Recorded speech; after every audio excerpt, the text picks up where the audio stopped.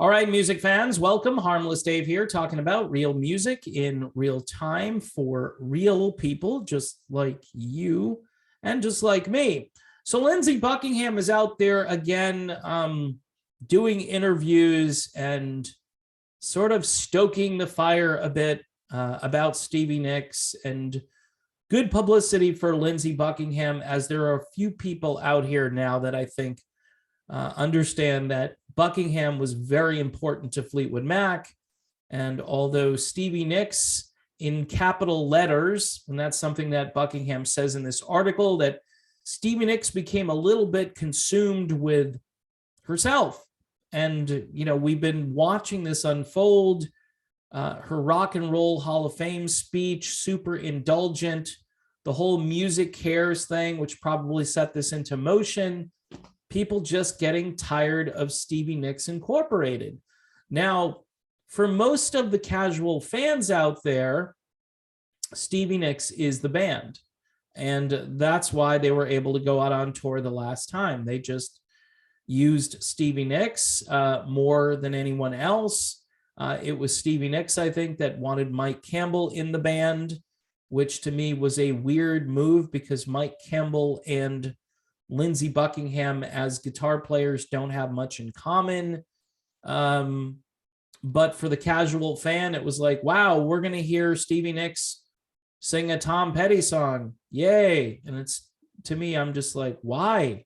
Why are you doing that? You know, stick to your own catalog. And, you know, Tom's not here, and nobody in the band, if you think Stevie Nicks sounds like Tom Petty, I don't really think she does, but, you know, if you had Roger McGuinn up there and he wanted to sing a couple of Tom Petty songs, and I would be probably all in on that, but that's not what happened. Anyway, Buckingham continues to say things like she was disoriented. She wasn't really focused. The band hasn't done an album since 2003. And I think Buckingham, last time around with the Buckingham McVie album that came out, really wanted that to be a Fleetwood Mac album, but he claims that Stevie Nicks didn't have any material to submit for an album. And I think that's when things kind of went sideways, when Fleetwood Mac was about to go back on tour. And here's Lindsey Buckingham still putting out really great material.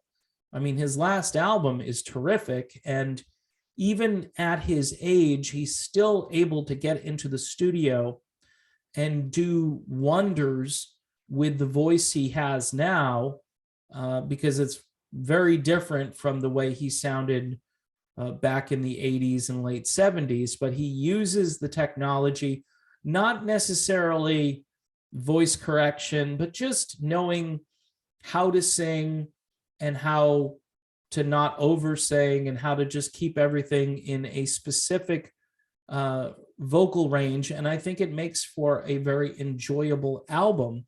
And I'm sure he could bring all the members of Fleetwood Mac back together and do the same for everybody, including Christine McVie, who I think is a little bit too long in the tooth at this stage based on her performances with the band last time around.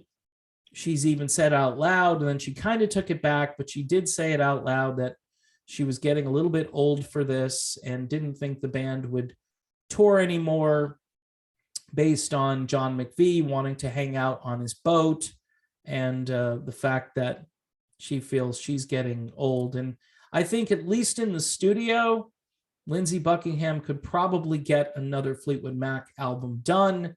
And then maybe you just do a brief tour and call it a career. Obviously, you're going to need some extra help on stage to pull this off, because I just don't think Christine McVie, and I'm not even that sure about Stevie Nicks, as far as pulling it off and making it sound reasonable. But you do have Lindsey, the energy that he provides, and the fact that Lindsey and Stevie would be on the same stage together, that would sell tickets. That would get people out to see this one last time. But his claims about her not being very prolific as a songwriter over the last 2 decades kind of bears itself out. And it doesn't seem as though she wants to create music. She did make a point about nobody will buy the record. I would say there are a couple of bands that are left that could probably sell a lot of albums. Fleetwood Mac would be one. The Eagles, even without Glenn Frey, I hate to say, would probably sell quite a few albums, providing that Deacon gets to sing and it's not like the Vince Gill show. But I do believe the Eagles could probably push some product out the door if they wrote some good songs and had some good arrangements. Of course, bring Don Felder back into the fray, which they won't do. But maybe Steely Dan, if Donald Fagen wanted to take that name and create some new material, I think they could do well. And, you know, I don't know, Aerosmith might sell some product if they put something out. I'm just thinking off the top of my head, maybe not with Aerosmith. I don't know.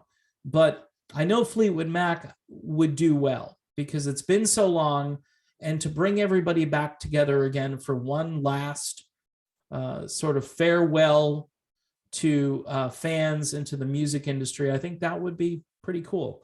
But in any event, nothing really new in this article other than the fact that Stevie Nicks seems like a reclusive person who really likes herself.